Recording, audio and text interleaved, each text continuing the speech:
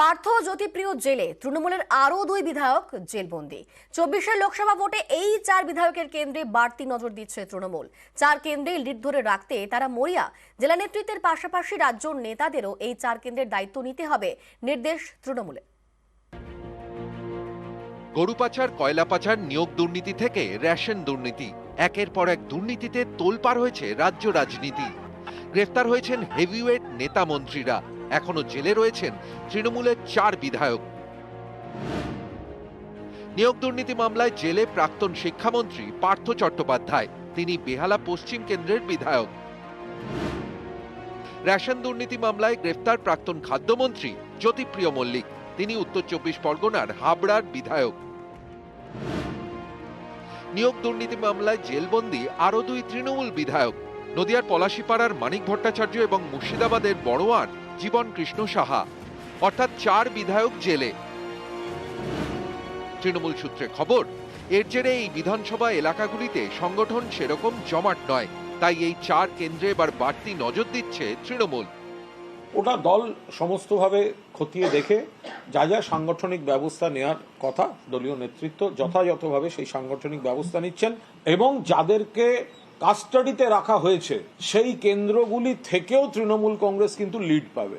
কোথাও কোনো ভুল ত্রুটি হয়ে থাকলে সেটা মেরামত করছে, নেতা কর্মী সংগঠকদের সঙ্গে বসে সেই মেরামতির প্রক্রিয়া চলছে। কয়েকজন বিধায়ককে কাস্টাডিতে রেখে ওরা ভাবছে সেই জায়গাটায় বিজেপি বা বিরোধীরা হয়তো কিছু সুযোগ সুবিধা বাড়তি পাবেন, তারা ভুল করছেন। সেই জায়গাগুলিতেও তৃণমূল কংগ্রেস লিড নেবে এবং জিতবে। 24 লোকসভা ভোটে তৃণমূলের বাড়তি নজর বেহালা পশ্চিম, হাবড়া, পলাশীপাড়া এবং বড়োয়া বিধানসভা কেন্দ্র। 4 বিধানসভা কেন্দ্র নিয়ে চিন্তায় তৃণমূল। তাদের লক্ষ্য 24-এও এই 4 আসনে লিড ধরে রাখা। তৃণমূল সূত্রে খবর, রাজ্য নেতৃত্বকে বাড়তি দায়িত্ব দেওয়া হয়েছে।